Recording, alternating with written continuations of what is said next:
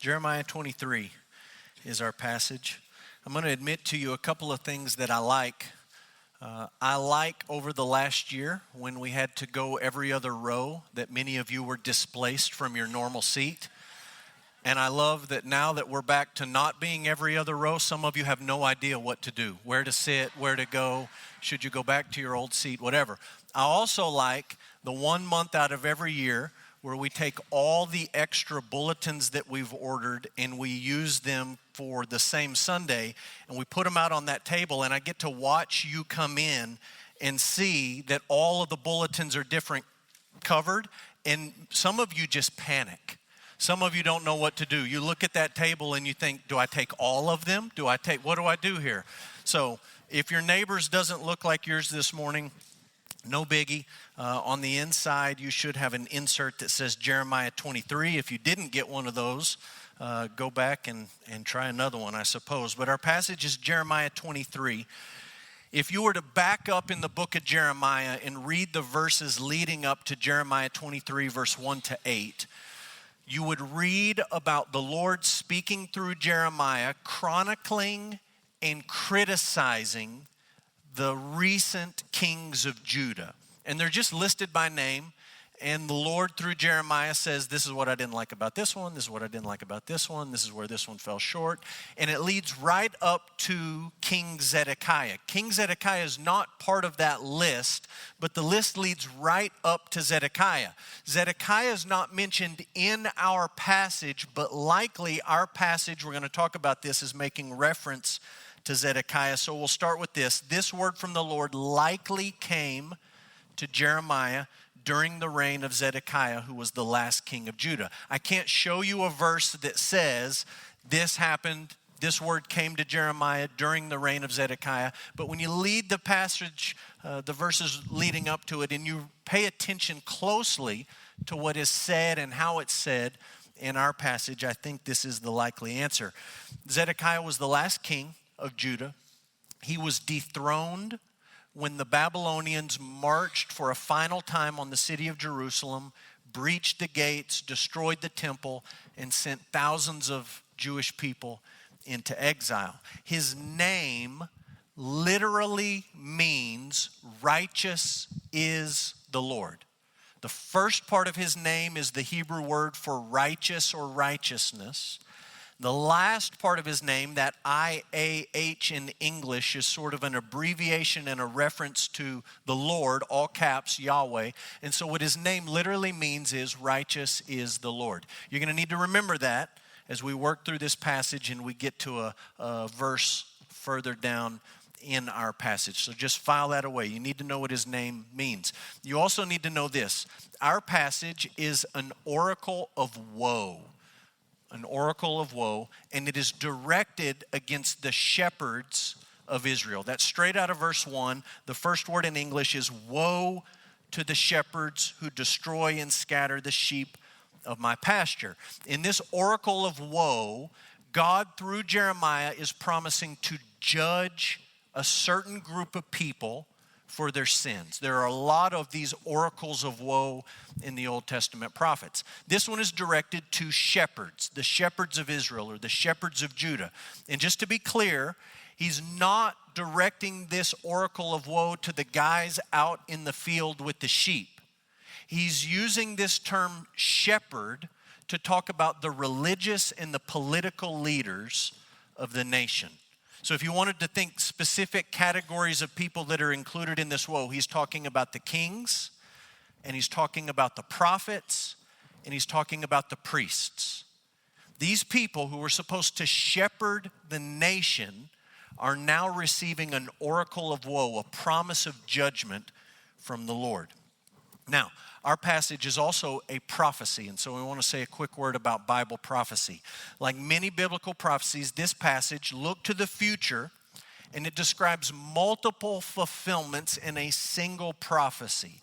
In other words, many times in Bible prophecies, especially in the Old Testament, but also in the New, the prophet looks forward and he describes a number of events. And when you read the prophecy in its original setting, you think, well, all of these things are going to happen someday, and it sounds like they're all going to happen at the same time. But as you get closer to the unfolding of the prophecy, you realize that there's sometimes distance between the fulfillments of that prophecy. So a couple of examples, we've talked about these recently on Sunday mornings and on Wednesday nights. If you leave Odessa and you drive west into New Mexico, at some point you see mountains. And you first see the mountains over on the horizon as sort of a gray, purplish, bluish, sort of looks like a low-hanging cloud. And you get a little bit closer and you can see a little bit of definition. And you look at those mountains and you think, well, that's one mountain and it just goes up and it goes down. And you know, if you've made this drive, when you get to the mountains, they're all spread out. There's great space between them. One is closer and one is further. That's sort of how Bible prophecy works. When you're far away, it looks like one big mountain. But when you get up upon it, there's actually space between those peaks. Another example would be space itself. When you stand on the earth and you look up in the night sky, you see all these white dots up in the sky. And you look up there and you say, look how close all these stars are. It's just like the night sky is packed with them. But you know, if you pass 7th grade science, that if you were to leave the earth and go out of the earth's atmosphere, you would realize these stars are not close to each other at all. From one vantage point, they look very, very close and bunched up.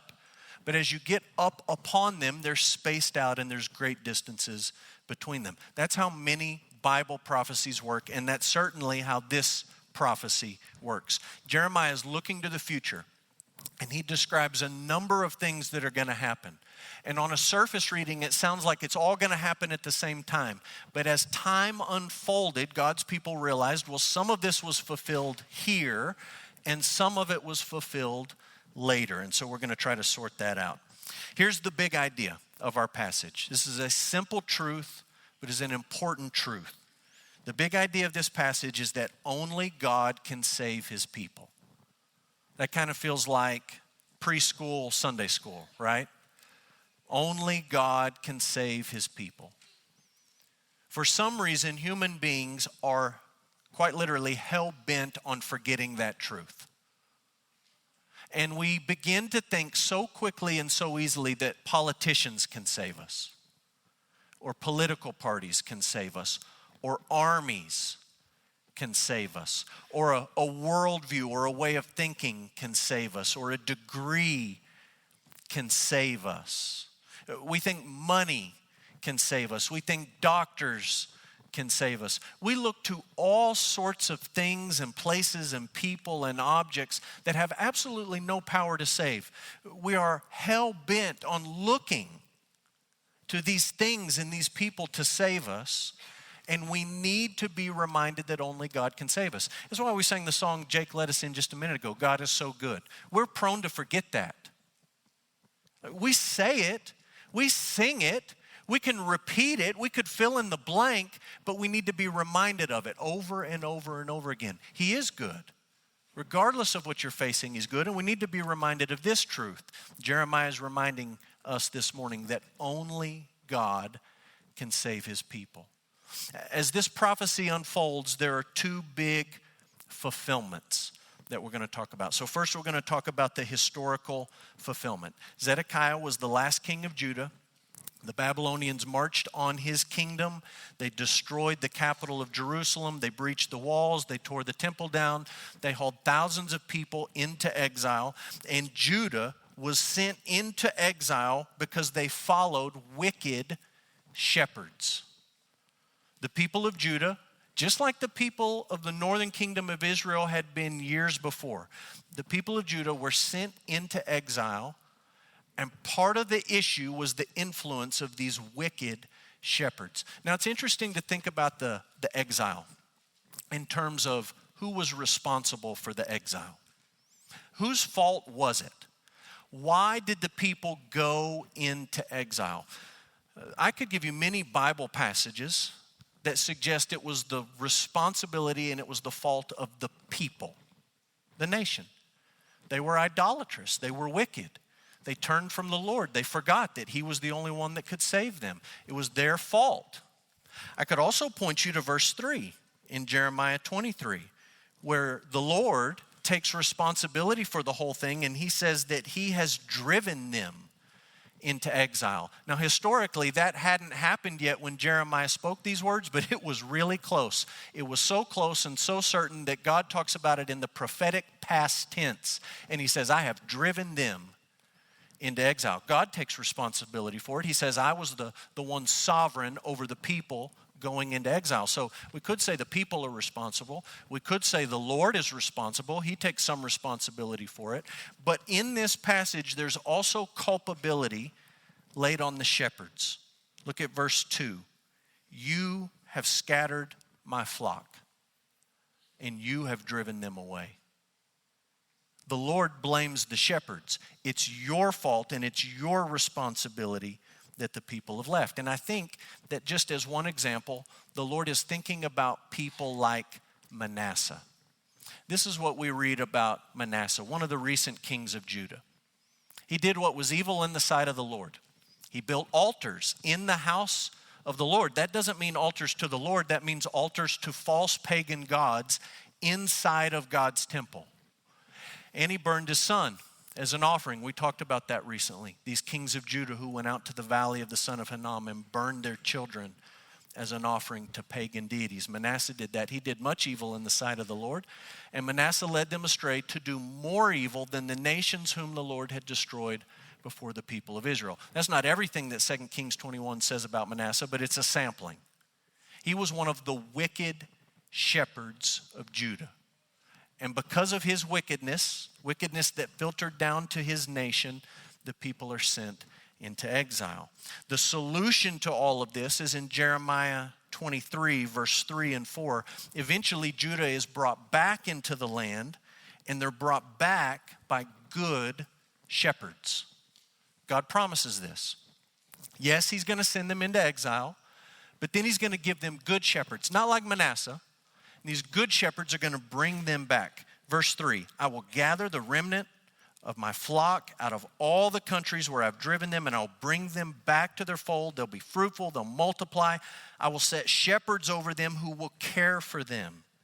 And they, my flock, they will fear no more. They won't be dismayed. Not any of them will be missing, declares the Lord. This happened in history. God did exactly what he said he was going to do. He sent the people into exile because of the wicked shepherds, people like Manasseh, people like Zedekiah. And then he brought the people back using good, godly shepherds. Men like, to give you one example among many, Ezra. Look what we read about Ezra. Just contrast this with Manasseh. Ezra, one of the men who brought the people back. Ezra set his heart to study the law of the Lord and to do it and to teach his statutes and rules in Israel. It's one of the good shepherds that God raised up to bring his people back into the promised land. There was others. There was a man named Nehemiah. There were prophets named Haggai and Zechariah and Malachi, men who brought the people back into God's land. Here's the point. All of this happened in history. At the time that God speaks these words in Jeremiah 23, it hasn't happened yet, but it happened. The people really were sent into exile because of their wickedness that was following the lead of the wicked shepherds. And then God raised up good shepherds, godly shepherds, and he brought his people back into the land. All of it happened exactly like Jeremiah said it would happen. But we haven't covered all of the prophecy in this passage. And so we look at the historical fulfillment, and then we pivot and say, now let's talk about the Christological fulfillment. Because it didn't just happen in the exile and the return, but there's also a fulfillment to be seen here in Jesus Christ. One of my favorite stories in the Bible, absolute favorite, is a story of mistaken identity. So I just want you to think for a minute about mistaken identity. I had an experience of this just a couple of days ago on Friday. I had somebody call me, and they said they were with my TV provider. And I'm up for a discount. And they told me, hey, you're up for a discount. And so we started this conversation, and I was very pleased with the way things were going. I was about to get this big discount. And then at some point in the conversation, I thought, I don't think I'm talking to who I think I'm talking to. And they began to say, well, this is what we need you to do, and this is how you're going to pay us. And I said, whoa, wait a minute. This is a scam. They were really good. I mean, they had me going for 15, 20, 30 minutes thinking, I'm about to save so much money. This is going to be fantastic. And then at some point I realized I'm not talking to who I actually think that I'm talking to. The whole thing was a scam. Let me give you a couple of other examples, just thinking mistaken identity. When I was a college student at WT, my first year I lived on campus. The year that I lived on campus at WT, West Texas A&M in Canyon, there was a girl who repeatedly throughout the semester would come up behind me and hug me. She thought I was her boyfriend. And she would do this over and over and over again. And she would start talking in my ear. And then I would turn around and I would look at this girl and she would be mortified. Absolutely she was just sick with what she had done. And the first time it happened, I thought, well, that's kind of weird. I suppose that could happen to anybody. The second time I thought, are you trying to put the moves on me? What are you doing? Is this like a bad pickup line? But then the third time, I'm telling you, it happened multiple times. And finally, I looked at this girl and I said, you need to stop hugging people from behind. This is not a good approach for you as you relate to other human beings. You need to see people in the face. I'm telling you, every time I looked at her, turned around, she was just sick, absolutely sick, right? Mistaken identity. One time I took a mission trip, a short-term mission trip to China. And I was with a good friend named Tracy Ward. Tracy Ward is white. He's about this tall, and he's bald. And so we went on this short-term mission trip to China, and there was one day we were going to a show, Chinese acrobat show, towards the end of the trip. We're standing in line out on the streets. We're up in northern China. And if you've ever traveled to China, it is very monocultural. It's mostly all Chinese people. And so two tall white guys with no hair stand out in the crowd. And there we are, standing in this long line, two big, tall white guys, all these Chinese people around us, and many of them are staring at us. I mean, they're just not even trying to hide it, just staring at us. And after about 10 minutes, this man walks up to us. I think they picked him because maybe he had the best English, I don't know. He walks up to Tracy and I, and in broken English, he says, I won't try to do the broken English, but he says, do you play in the NBA? And we looked at each other, and we looked at the man, and we said, yes, we do play in the NBA. And he said, can I take a picture with you? And we said, yes, you can. And so he got in the middle of us. It was me and then this little man and then Tracy right here, and we took a picture. And then that emboldened other people who were staring at us. And they just kept coming, one after another. And we took all these pictures, and we smiled, and we looked great, thumbs up. Hey, this is awesome. And I like to think that my picture is in somebody's office or on somebody's wall. And they tell this story. I went to the show and I met this NBA player. Who is he? I don't know, but he plays in the NBA. Okay, so a case of mistaken identity. One of my favorite stories in the Bible is a case of mistaken identity. It's in the Gospel of Luke, chapter 24. It is an amazing story. Jesus has died, he's been buried, and he's been raised from the dead. And this story takes place on the evening of Easter Sunday after Jesus has been raised from the dead. In this story, two disciples are walking from a town called from a town called Jerusalem to a town called Emmaus. These two disciples are walking, and they have heard that Jesus has been raised from the dead.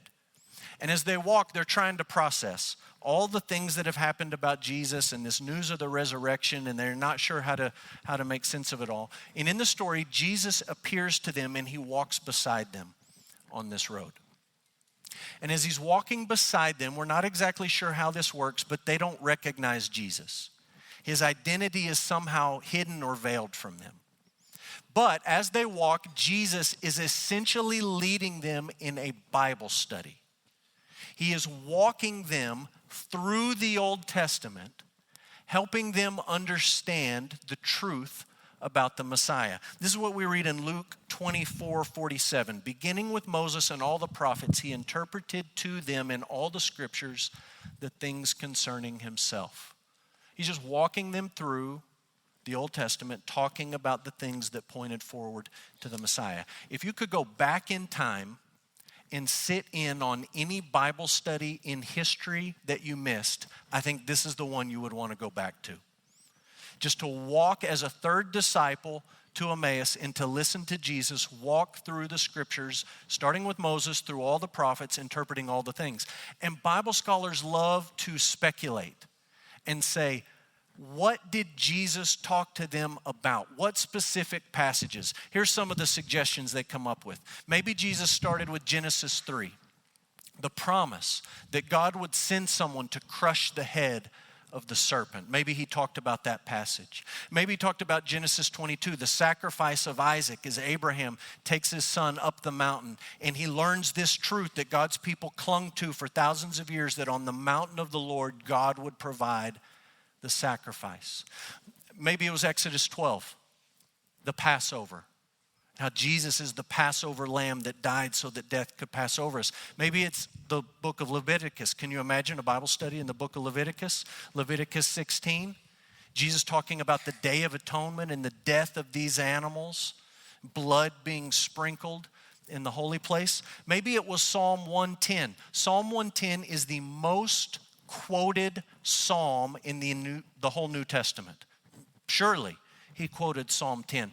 Isaiah 53, the suffering servant, the clearest, most vivid prophecy about how the Messiah would suffer and die. I think in the running for all of these passages is our passage, Jeremiah 23. There's a historical fulfillment in the exile and the return. But as Jesus, the disciples not knowing who he is, this case of mistaken identity, as the disciples listen to Jesus teach them through the scriptures, I think perhaps he talked about Jeremiah 23 among others. And so let's talk about the Christological fulfillment. There's 4 pieces, 4 parts of this prophecy that I want you to see. Here's the first. Jesus is the good shepherd. He's the good shepherd. All the greatest leaders of Israel, the Hebrews in the Old Testament, were shepherds. Abraham, shepherd. Moses, shepherd. King David started out as a shepherd. In fact, it was King David who wrote Psalm 23 and made this equation between the Lord and this idea of a shepherd. And he said, in words that we all know, the Lord is my shepherd. Yahweh is my shepherd. He protects me. He provides for me. He saves me. He leads me. The historical fulfillment of this took place when God raised up good and godly shepherds, Ezra and Nehemiah, Haggai, Malachi, these leaders and these prophets who brought the people back into the land. But there was one thing that Ezra, Nehemiah, Haggai, Malachi, if you read their stories, there's one thing that they couldn't do. They couldn't change hearts. They couldn't really deal with the sin that lived in the hearts of God's people. Which is why in the fullness of time, God sent his son, not just to be another good shepherd, but to be the good shepherd. The good shepherd deals with our sin, and we read it like this in John chapter 10. Jesus says, I'm the good shepherd, and the good shepherd lays down his life for the sheep. Ezra couldn't do that.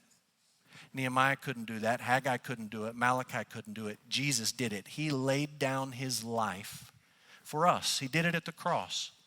He died for our sin because it was the only way for the sin in our hearts to be truly and fully and finally dealt with. It's for our sin to be placed on the good shepherd, and Jesus willingly died for our sins. Second fulfillment. Jesus is the branch of David. He's the branch of David. One of the coolest Old Testament themes you trace all through the Old Testament up through the New Testament. It starts in 2 Samuel chapter 7. This is what we read, 2 Samuel 7, the Lord God speaking to David. The Lord declares to you, to David, that the Lord will make you a house. Remember, King David wanted to build a temple. And God said, well, that's cute, but I didn't ask you to build a temple for me, and I don't need a house. I've never lived in a house. I don't remember asking you to build one for me. What I'm going to do is build you, David, a house. When your days are fulfilled and you lie down with your fathers, I will raise up your offspring after you, who shall come from your body. The prophecy goes on, and God says, I will establish his kingdom. He will build a house for my name, and I will establish the throne of his kingdom forever. There's an initial historical fulfillment of that in Solomon, David's son, who is raised up and who builds this temple. But the ultimate fulfillment happened in Jesus. He's the true offspring of David. He is the true son of David. He's this branch of David. Look how he's described in Jeremiah 23. Jeremiah 23, he's the righteous branch of David. He will be a king, and he will deal wisely with God's people. This is why when you turn from the Old Testament to the New Testament, the very first verse that you read says this, Matthew 1:1, the book of the genealogy of Jesus Christ, the son of David, the son of Abraham. I know that genealogies are boring. I know you read Matthew chapter 1 and you say, I don't even know how to say half of those names. What in the world? Why do I need all these names? You need them. You really, really need them. Because right from the outset, the gospel writers, Matthew is telling you, Jesus is the branch of David. He is the promised king. Not just the king who will build a temple with stones and rocks and timber, but the king who would be the temple, who would be the righteous king whose throne will be established forever. That's what Jeremiah is promising. He's the good shepherd. He's the branch of David. Third, Jesus is our righteousness. That word shows up a couple of times. Verse 5 talks about a righteous branch for David. Not just any branch, but a righteous branch. Verse 6, he will be called the Lord is our righteousness. The Lord is our righteousness. You remember I told you that there's an implication in this passage that it's about Zedekiah. He's not named. All these other kings are named leading right up to him, and then he's not named, but he's sort of named. Here's what I mean by that. Zedekiah, the name Zedekiah, I showed you this earlier, literally means righteous is the Lord. But in this passage, the Lord speaking through Jeremiah says that the branch of David is going to be called what? The Lord is our righteousness. Jesus is going to be called the Lord is our righteousness. The Lord is righteous. It's essentially the name Zedekiah flipped backwards. It's almost as if the Lord is saying through Jeremiah, look, the one who comes from David, the true branch of David, the true king of Israel, he'll be a king like Zedekiah, but really completely opposite of Zedekiah. And he just takes his name and he flips it around. And if you're reading it in context, he's listed all these kings. You expect him to just rattle off Zedekiah with all the rest of them. He doesn't do that, but there's sort of this implied shot taken at Zedekiah to say the irony of Zedekiah being the last king, meaning righteous is the Lord, is that Zedekiah was not righteous and he did not love the Lord. There will be another king like Zedekiah, but in other ways not like Zedekiah. And so his name is taken and it's completely flipped around. And there's this promise that Jesus, the true branch of David, the good shepherd, will be our righteousness. It's really good news for you that Jesus is our righteousness. And this is why. This is what Paul says in 2 Corinthians 5. For our sake, he made him to be sin who knew no sin, so that in him we might become the righteousness of God. This is just the simple gospel message. It's the heart of what happened at the cross when the good shepherd laid down his life for ours. He was perfectly righteous. We are not. And in laying down his life for us, our unrighteousness is placed on Jesus. And in our trusting in the good news about Jesus Christ, his righteousness is placed on us. It's this great exchange that takes place. Jesus on the cross takes our sin, our wickedness, our filth, our unrighteousness, and by God's grace, through faith in Jesus Christ, we receive his righteousness. Jeremiah is talking about that thousands of years before hundreds of years before Jesus was born. Jesus is our righteousness. One last truth that I think ties it all together. Jesus is our Savior. He's our Savior. Look at verse 7, Jeremiah 23:7. Therefore, behold, the days are coming, declares the Lord, when they shall no longer say, quote, here's a quote, as the Lord lives who brought the people of Israel out of the land of Egypt. People used to say that. As the Lord lives who brought the people of Israel out of the land of Egypt. I told you earlier, if you could go back and eavesdrop on any one Bible study, you ought to pick the Bible study in Luke 24. It would be phenomenal. It would be mind-blowing. I'll also tell you, if you could go back and witness any cluster of miracles in the Bible, you would want to go back to the book of Exodus. It is the most awesome, awe-inspiring story in all of the Old Testament.